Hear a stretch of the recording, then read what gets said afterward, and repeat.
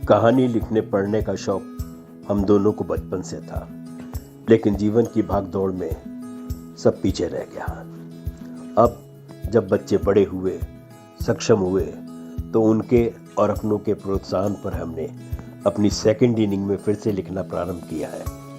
यह कहानियाँ जो हम आपको भेज रहे हैं, अगर आपको पसंद आए तो उन्हें लाइक और सब्सक्राइब कीजिए, ताकि हम और अधिक प्रोत्साहित होकर आपका मनोरंजन कर सकें।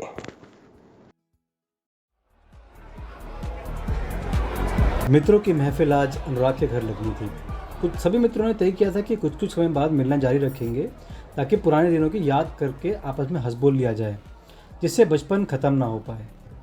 सभी मित्र पुष्पेंद्र को बहुत मिस करते थे, क्योंकि किसी भी महफिल की असली रौनक तो वो ही रहता था। पिछले 6 महीनों से पुष्पेंद्र एक भी मीटिंग अटेंड नहीं कर पाया था।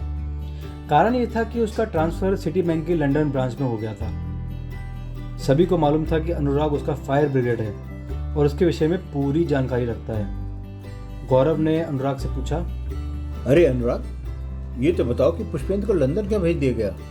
क्या भारत में उससे ऑफिस का काम संभाल नहीं रहा था? अरे नहीं भाई गौरव, भारत में तो उसने बहुत अच्छा काम किया था।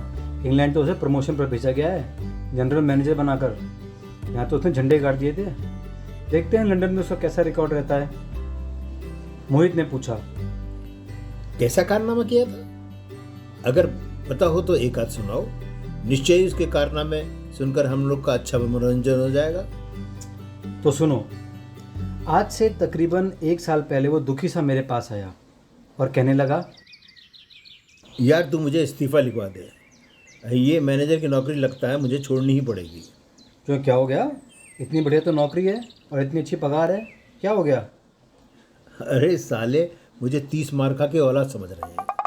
इन्होंने मुझे रिकवरी सेक्शन का हेड बना दिया और मैनेजर से 10,000 मेरी सैलरी ज़्यादा कर दी, और सोच रहे हैं कि मैं इनके लाखों करोड़ों रुपए जो लोन में डूबे हुए हैं उन्हें वापस ला के दूँगा।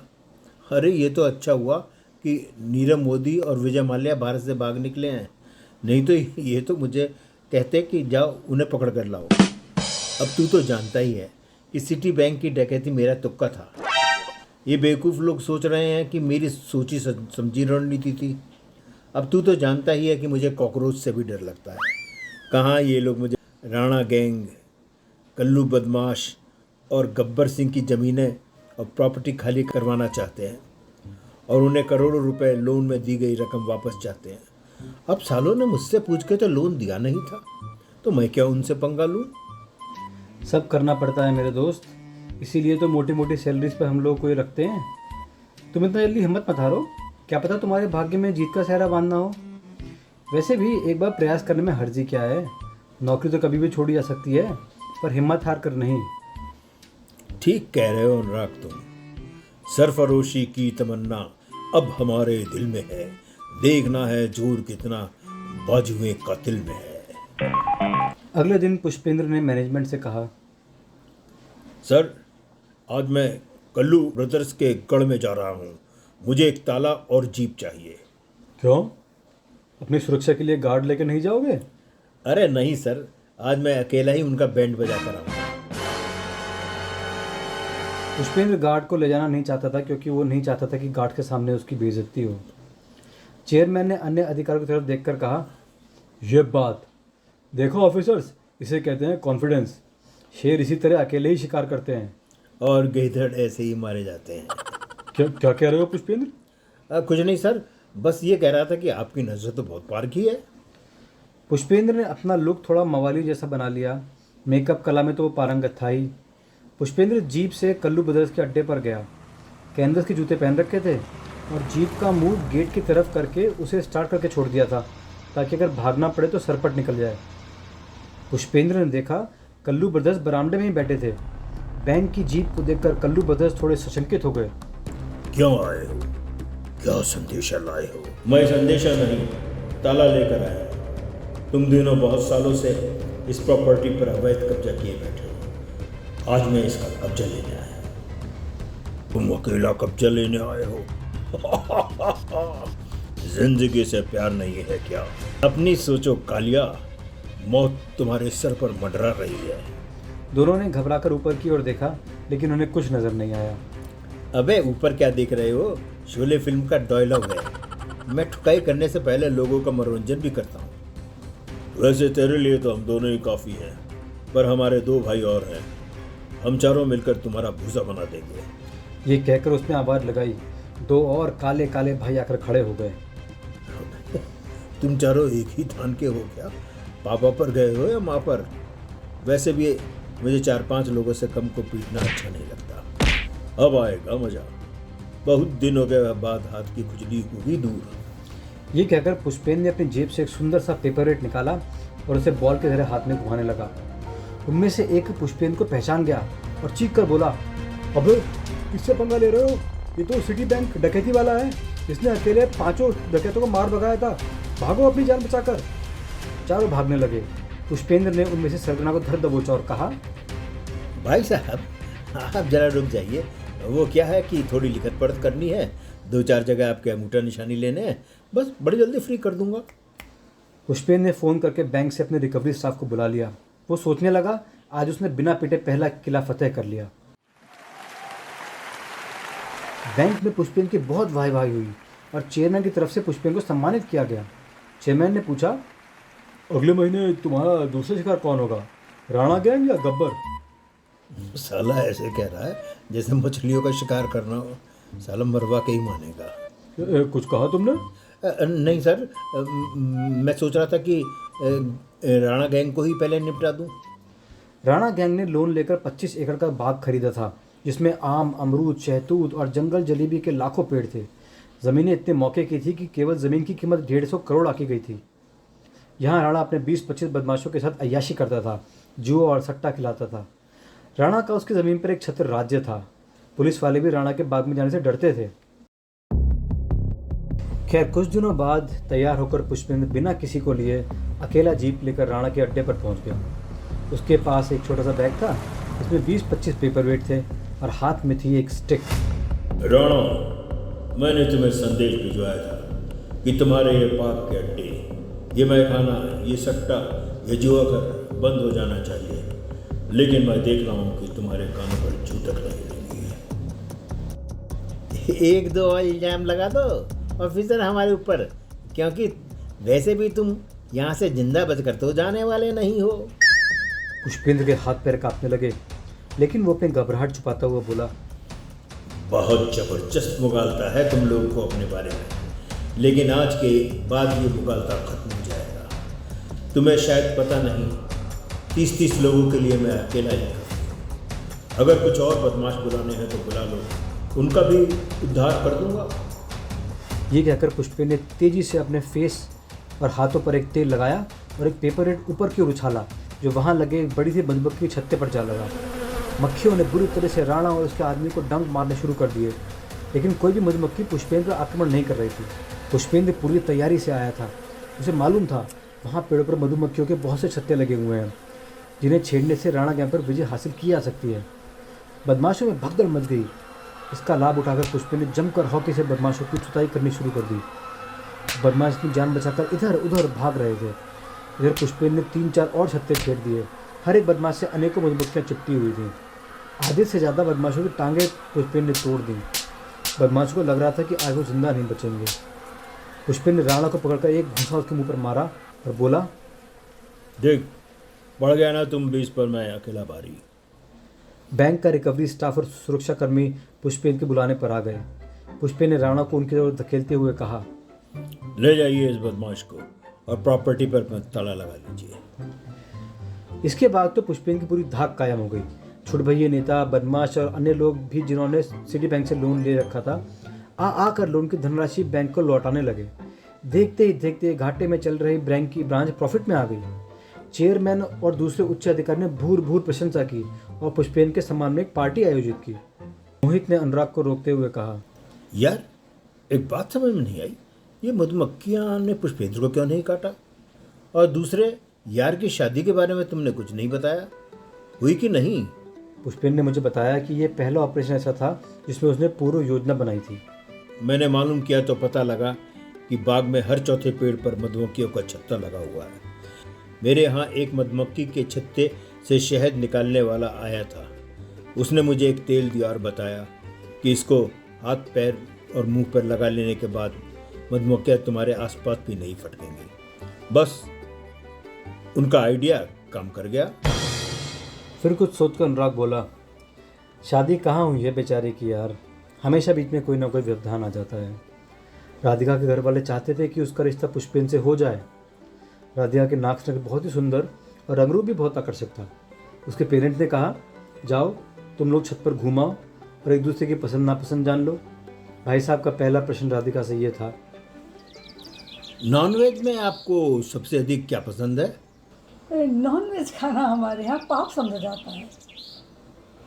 अच्छा, पिक्चर तुम कितने दिनों बाद में देखती हो? जी आज तक तो मैंने बस 2-3 धार्मिक पिक्चर ही देखी हैं। अरे वो भी क्यों देखी? जी आपने कुछ पूछा? नहीं, बस ये पूछ रहा था कि आपका कोई बॉयफ्रेंड है? राधिका अपनी उंगली पर ऐसे काउंट करने लगी जैसे बच्चे करते हैं। आप तो ऐसे गिन रही हैं जैसे 50-60 बॉयफ्रेंड हो आपके। अरे नहीं नहीं, 50 साल तो नहीं है। हाँ 5 तो अवश्य ही होंगे। बहुत कम है। जी कुछ पूछा आपने? नहीं, बस पूछ रहा था कि आपको कौन कौन से वाहन चलाने आते हैं? जी मुझे साइकिल चलानी नहीं आती, इसलिए स्कूटी चलाना भी नहीं सीख पाई, और स्कूटी चलाने नहीं आई इसलिए। बस बस बस, आगे बताने की आवश्यकता नहीं है। आगे का हाल मैं आपको सुनाई देता हूँ। स्कूटी चलानी नहीं आई इसलिए कार चलाना नहीं सीख पाई, कार चलाना नहीं सीख पाई इसलिए एरोप्लेन उड़ाना नहीं सीख पाई। अरे वाह, आप तो गजब के इंटेलिजेंट हैं। सही कह रही हैं आप।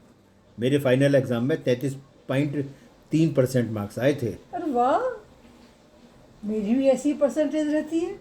चलिए, एक चीज़ तो कॉमन है हम दोनों में। आप हिंदू स्कूल में पढ़ी हैं या अंग्रेजी स्कूलों में? जी पढ़ाई तो मेरी पूरी नानी के यहाँ लंदन में ही हुई है।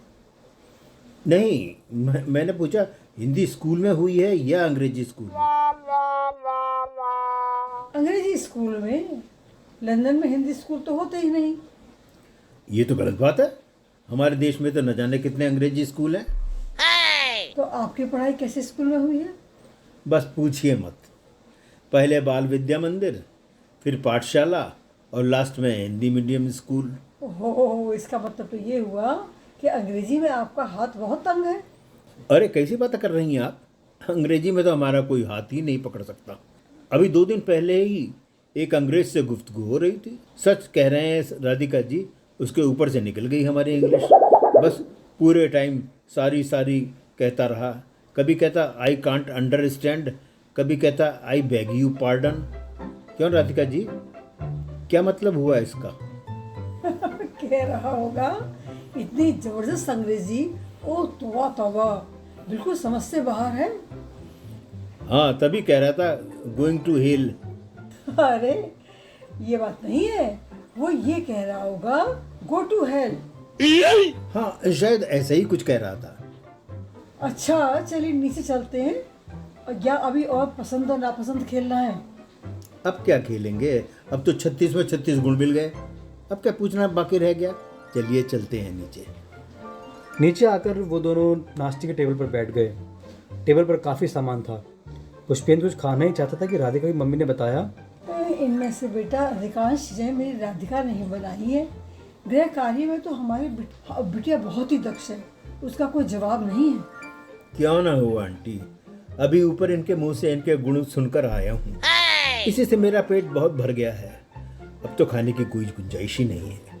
अरे ऐसा भी क्या है, एक बर्फी तो खाकर देखो, तुम्हें बहुत पसंद आएगी। पुष्पेन ने एक टुकड़ा खाकर देखा। पहली बार उसने नमकीन बर्फी खाई थी। राधिका ने मुस्कुराते हुए पूछा, कैसी लगी ये बर्फी आपको? मस्त, बिल्कुल मस्त है। मुझे अपने गुरुजी का नाम बताइए जिन्होंने आपको पाक कला में इतना निपुण किया है। अरे बेटा चाय तो पियो। बस आंटी, अब अगली मुलाकात के लिए भी कुछ छोड़ दीजिए। अब मुझे चलना है। लेकिन बेटा ये तो बताते जाओ कि हमारी बिटिया तुमको कैसी लगी।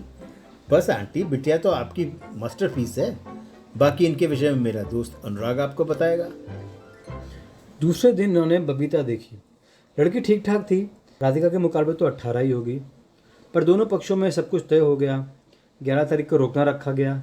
लेकिन 10 तारीख को बंदे ने ये सोचकर कि 2 लड़के बबीता को छेड़ रहे हैं उनकी धुनाई कर दी, जबकि वो बबीता के सगे भाई थे। बस अब तीसरे रिश्ते का हमें इंतज़ार है। अच्छा, अब वापस पप्पू के काम के बारे में बताओ। तुम कह रहे थे कि तीसरा शिकार पुष्पेंद्र को बड़ा भारी पड़ गया था, थोड़ा सा उसके बारे में ही बता दो। कुछ उच्च कोटि के कारनामे करके भाई साहब ओवर कॉन्फिडेंट हो गए थे। उन्होंने गब्बर सिंह को बड़े हल्के में ले लिया। पुष्पेंद्र ने गब्बर की प्रॉपर्टीज़ के बाहर चारों तरफ पोस्टर लगवा दिए कि गब्बर 15 तारीख तक ऑफिस में आकर अपना बकाया अदा कर दे, नहीं तो विवश होकर बैंक को रिकवरी की कार्यवाही करनी पड़ेगी। गब्बर सिंह ने तुरंत अपने आदमी को दौड़ा दिया और हुक्म दिया कि पुष्पेंद्र को पकड़कर उसके सामने पेश किया जाए, लेकिन पुष्पेंद्र उनके पकड़ में नहीं आया। थक हार कर सारे वापस लौट आए। बड़ा सा गैराज था जिसमें गब्बर अपने लोगों से हिसाब किताब किया करता था।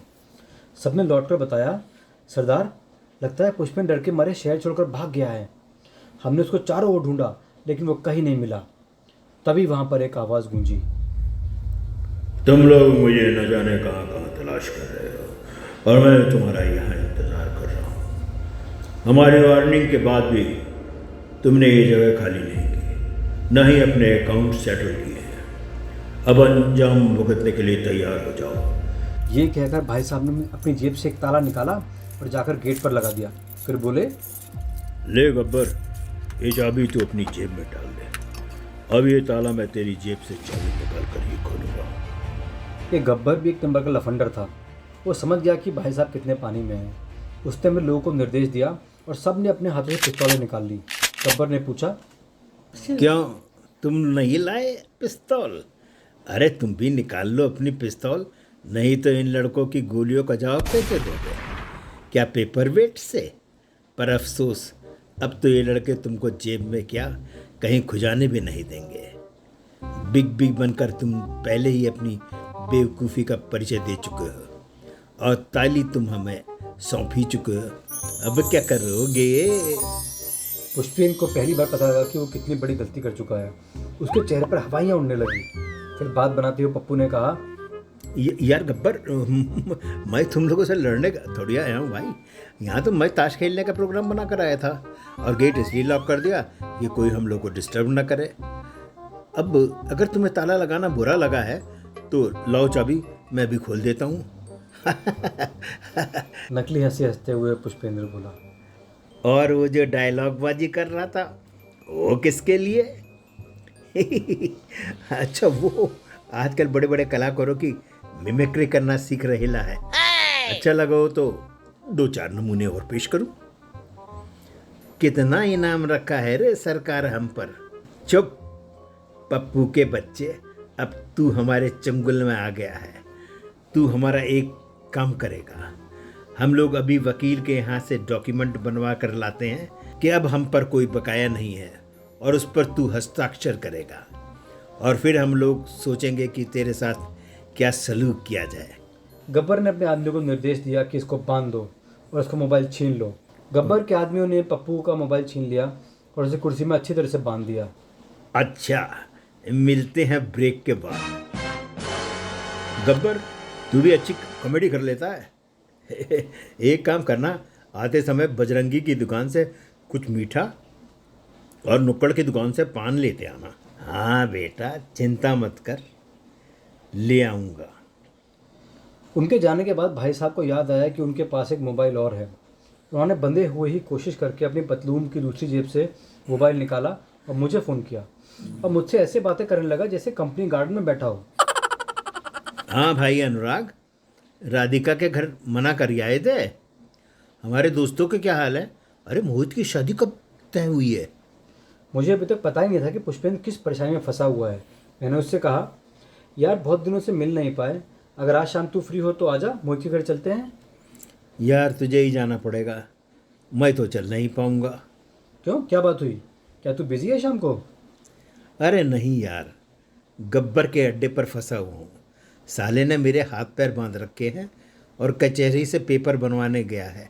कह रहा था 4 बजे तक आऊँगा, फिर तुझे जन्नत पहुँचाऊँगा। मैं एकदम स्तब्ध रह गया। क्या कह रहा है पुष्पेंद्र? इतनी बड़ी घटना हो गई, इतना लाइटली कैसे ले सकता है? तू होश में तो है ना? जन्नत पहुँचाऊँगा मतलब मालूम है वो लोग तुझे मार डालेंगे। तुरंत बता तू कहाँ है, मैं अभी आता हूँ। गब्बर के अड्डे का पता पूछकर मैं तुरंत शाखा गया, जहाँ मैं अब भी रोज़ सुबह जाता हूँ। वहाँ से मैंने तुरंत अपने 20-25 लड़कों की मदद ली, ताला तोड़ा और पुष्पेंद्र को बंद मुक्त किया और कहा चलो। लेकिन पट्टा बोला तीसरा शिकार तो करके ही चलेंगे। थोड़ी देर में ही गब्बर अपने आदमियों के साथ आ गया। हम सब लाठी लेकर गोदाम में जगह जगह छुपे हुए थे। गब्बर और गब्बर के आदमी असावधान थे। जैसे ही वो गोदाम में घुसे, लाठियों से उनका स्वागत किया गया। थोड़ी ही देर में सीन उलट गया। अब गब्बर बंधा हुआ था और पुष्पेंद्र उससे पूछ रहा था, क्यों रे, क्या हुआ?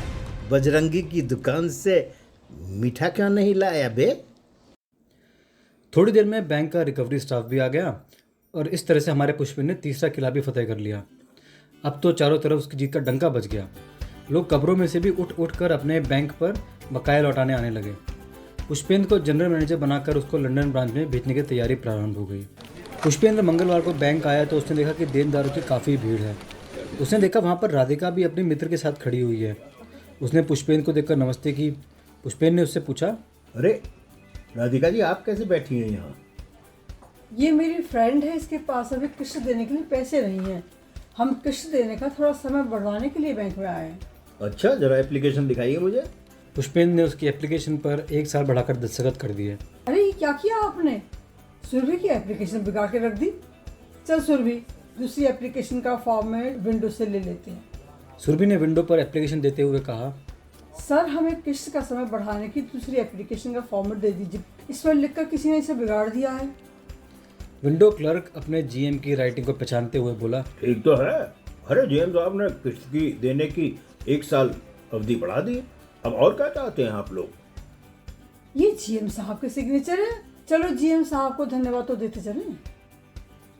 वो लोग जीएम साहब के ऑफिस गए तो पता चला जीएम साहब ऑफिस के काम से कहीं चले गए हैं। राधिका को आश्चर्य था कि दिखने में इतना सीधा साधा सा लड़का इतनी कम उम्र में जीएम कैसे बन सकता है। लंदन ऑफिस ट्रांसफ़र होने के बाद पुष्पेंद्र ऑर्डर की कॉपी लेकर मेरे पास आया और जल्लाहट के साथ कहने लगा, यार कब तक होता रहेगा मेरे जीवन के साथ ऐसा? कब हटेगी ये 7.5 की दशा? क्या हुआ? क्यों है मेरा यार इतना दुखी? ले तू भी पढ़ ले, ये नया संकट आया है। ये कहकर पुष्पेंद्र ने जेब से निकालकर बैंक से मिला नया आदेश मुझे पकड़ा दिया। कंपनी का पत्र देखकर मेरी तो आंखें चौड़ गई। तू पागल हो गया है क्या? क्या नहीं है इस पत्र में? तुझे जीएम बनाकर लंदन भेज रहे हैं, तेरा पैकेज बढ़ा रहे हैं, और क्या चाहता है भाई? आज से ठीक 6 महीने बाद 15 अक्टूबर को तेरी 7.5 भी उतर जाएगी, ठीक है? अच्छा ये बता, तू क्या है मेरा? फायर ब्रिगेड है ना? अंग्रेजी सिखाई है तूने मुझे? नहीं ना? फिर बता, उन अंग्रेजों की बातों का जवाब कैसे दूंगा मैं? अरे पहली बात तो ये कि हम लोग हिंदुस्तानी हैं, हमारी मातृभाषा हिंदी है। अगर कोई कुछ कहे तो कहना तुम्हें हिंदी ही आती है। नहीं आती तो मैं अंग्रेजी सिखा देता हूँ। अभी तो तुम्हें जाने में 10 दिन हैं। 10 दिन में तो मैं तुम्हें अंग्रेजी में काम चलाओ परफेक्ट कर दूंगा। लंदन जाकर वहाँ किसी लड़की से मैरिज कर लेना, तुम्हारी अंग्रेजी की समस्या हमेशा के लिए ख़त्म हो जाएगी। ईजी। वो तो खत्म हो जाएगी, लेकिन दो भाषियाँ जो दो रखने पड़ेंगे, एक हिंदी को अंग्रेजी में ट्रांसलेट करने वाला और दूसरा अंग्रेजी को हिंदी में ट्रांसलेट करने वाला। बेटा माना अक्लमंद हो, पर ऐसी उल्टी सीधी सलाह मत दो। अरे मेरे भाई, जो दुभाषिया अंग्रेजी को हिंदी में ट्रांसलेट करेगा वही हिंदी को अंग्रेजी में भी कर देगा ना। एक रोज़ पुष्पेंद्र शाम को ऑफिस से निकल रहा था। करीब 7 बजे थे। गाड़ी चलाते चलाते एक छोटी सी गली आई, जहाँ वो धीरे धीरे गाड़ी चलाने लगा। हल्का हल्का अंधेरा हो गया था। तभी एक लड़की बदहवास से पुष्पेंद्र की गाड़ी के सामने आ गई। पुष्पेंद्र ने ज़ोर से ब्रेक दबाया और देखा कि उस लड़की के पीछे 4-5 लड़के दौड़ते आ रहे हैं। पुष्पेंद्र ने तुरंत लड़की से कहा, जल्दी से कार में बैठ जाओ और फ्रंट लाइट जला दो। खुद वो गाड़ी के सामने खड़ा हो गया। अगर पीछे से लाइट जलती है तो कोई भी व्यक्ति बहुत भीमका दिखाई देता है ना, वैसे ही लाइट की रोशनी में पुष्पेंद्र बहुत बड़ा दिख रहा था। पुष्पेंद्र तुरंत ही अपनी जेब से निकालकर 2 पेपर वेट अपने हाथ में ले लिए। उन लड़कों में से एक चीख कर बोला, अब भागो यहाँ से, ये तो पेपर वेट वाला है, जान से मार देगा सबको। ये सुनते ही वो चारों वहाँ से भाग खड़े हुए। उनके भागने के बाद पुष्पेंद्र गाड़ी में बैठा और लड़की से पूछा, आप यहाँ उतरेंगी या आपको कहीं और छोड़ना है? कुछ ही दूरी पर मेरी स्कूटी खराब हो गई है। मैं उसे ठीक करने का प्रयास कर रही थी, तभी ये चारों वहाँ आ गए और स्कूटी ठीक करने के बहाने मुझे छेड़ने लगे। गाड़ी में अंधेरा होने के कारण पुष्पेंद्र उस लड़की का चेहरा ठीक से देख नहीं पा रहा था। उसी समय सामने से एक गाड़ी गुजरी। उसकी रोशनी में पुष्पेंद्र ने देखा कि ये लड़की तो राधिका ही है। राधिका ने भी पुष्पेंद्र का चेहरा देख लिया था। अच्छा ये बताओ, मुझसे क्या हेल्प चाहती हो? कहाँ रहती हो और क्या नाम है तुम्हारा? पुष्पेंद्र ने ड्रामा करते हुए कहा, जैसे उसने राधिका का चेहरा देखा ही ना हो। हल्का सा अपना मुंह छुपाते हुए राधिका बोली, मैं पास ही एक कॉलोनी डिफेंस एनक्लेव में रहती हूँ। पुष्पेंद्र ने गाड़ी स्टार्ट करके मार्केट की तरफ बढ़ा दी। उसने कहा, अरे आपकी कॉलोनी में हमारी भी एक परिचित रहती है, आपकी ही एज ग्रुप की होगी। उसका नाम राधिका है, पर बेचारी को स्कूटी चलानी कहाँ आती है। लेकिन उसके 4-5 बॉयफ्रेंड हैं, शक्ल भी उसकी आपसे मिलती है। मुझे क्षमा कर दीजिए, राधिका ही हूँ मैं। अच्छा, ये जो लड़के हैं वो आपके बॉयफ्रेंड हैं? उस दिन मैंने आपसे बहुत झूठ बोला था, उस दिन के लिए मुझे माफ़ कर दीजिए। सही बात यह है कि मेरी फ्रेंड्स ने मुझे बहुत डरा रखा है, इसलिए मैं शादी नहीं करना चाहती। बिल्कुल सही डिसीजन लिया है आपने। शादी तो बेवकूफ़ और अनाड़ी लोग करते हैं। चलो, स्कूटी रिपेयर की शॉप आ गई, तुम अभी कार में बैठो, मैं मिस्त्री से बात करके आता हूँ। मिस्त्री अपनी बाइक से गया और स्कूटी को ठीक करके वापस ले आया। ठीक है राधिका, आपकी स्कूटी ठीक हो गई है, अब मैं चलता हूँ। वैसे भी डिफेंस एनक्लेव यहाँ से बहुत पास है।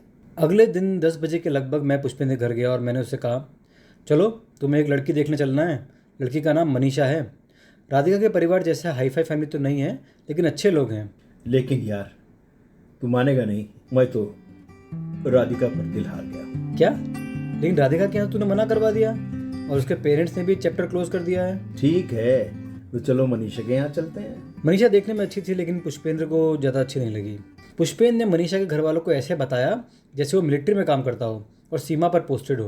अंकल, मेरी जिंदगी का कोई भरोसा नहीं है। दुश्मन की किसी भी गोली पर मेरा नाम लिखा हो। पिछले हफ्ते ही 14 बदमाशों ने मुझ पर रिवॉल्वर तान दी थी। मैंने पुष्पेंद्र के कान में बोला, अभी क्या कह रहा है? अगर बात फैल गई तो कोई कहीं रिश्ता नहीं मिलेगा। चाय पिलाने के बाद उन लोगों ने कहा, ठीक है, जरा अपने रिश्तेदारों से विचार विमर्श कर लें। पुष्पेंद्र को रविवार के दिन लंदन के लिए फ़्लाइट पकड़नी थी। ऑफिस पियोन ने बताया कौन कौन लोग पुष्पेंद्र की अनुपस्थिति में उससे मिलने आए थे। उनमें से एक का नाम बताया राधिका, जो 2 बार उससे मिलने आई थी। मैंने भी राधिका के पेरेंट्स से संपर्क करने की कोशिश की, लेकिन मैं भी असफल रहा। रविवार के रोज़ पुष्पेंद्र अपने नए असाइनमेंट पर लंदन चला गया। तो दोस्तों, ये तो थी अब तक की पुष्पेंद्र की कहानी। अब देखते हैं आगे क्या होता है। पर एक बात तो मैं यकीन दिला दूँ कि पुष्पेंद्र की ज़िंदगी में कभी भी कुछ सिंपल नहीं होता। जो भी होता है वो कॉम्प्लिकेटेड ही होता है।